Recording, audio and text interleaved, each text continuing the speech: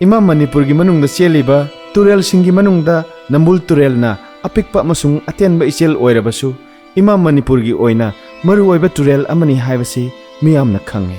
Nambul turel gi ichel aduna South East Asia gi oina khwaidagi chawba thumi chendaba pat oiriba Loktak pata tasinni haibasisu miyamna khange.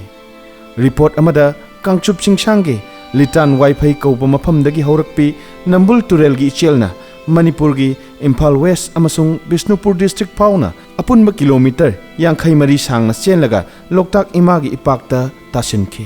Nambul turel gi ichel gi khongchatta Imphal West district ki mi kungna tariba mafamda kilometer 10 muk fauna chenle masimaktagi turel asi mosan ba hawe. Union Ministry of Environment and Forest ki makada National Rivers Conservation Plan na laibak asigi khwaidagi mosin laba turel sahum yankhai khandokpada Nambul turel maming chankhiba asimak Imphal mayol fauna cheliba lemjaningai oiraba puwari ga sagon nariba turel asigi laibak thibani haiba yai. Nagana lana khwairamman kaithal manakta leiriba thong nambonbi makada Nambul turel da tasilakpa asinasu amukka henna Nambul turel gi maraibak thina mosin khibani haibasi tongan tongan ba eiba report amasung record sing da palle.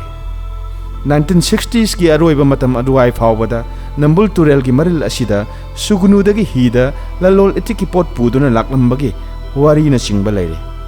Maru oina laibang asaba saphusing Nambul turel gi marinda hida haplaga khwairaman kaithen phawba puraklaga khwairaman kaithen da yolami haibasi wari leire. Matam maduda Nambul turel gi sing aduki matik lurami haibasisu matamdugi ahalaman singna libiba wari dagi khangmangame.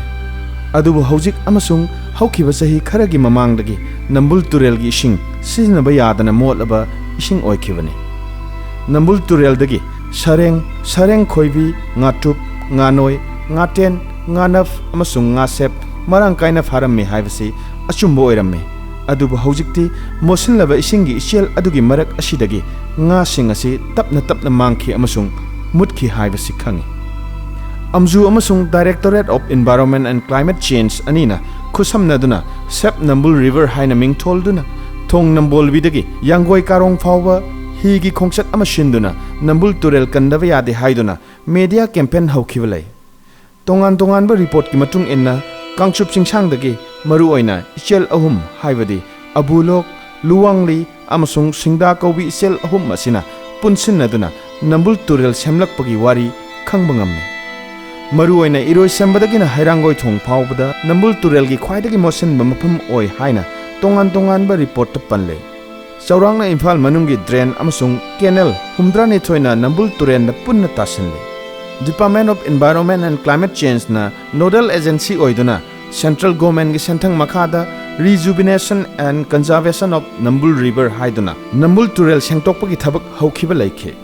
Maru oina Nambul turel mapanda leiriba khul singi yamna heisingba amasung tamjaningai oiba thawonga loinana akhanaba laingaki thausilna Nambul turel kanduna Loktak imagi isingbu taruna thambada mateng pangani haibasi Exploring Manipur na phongdok saningbani.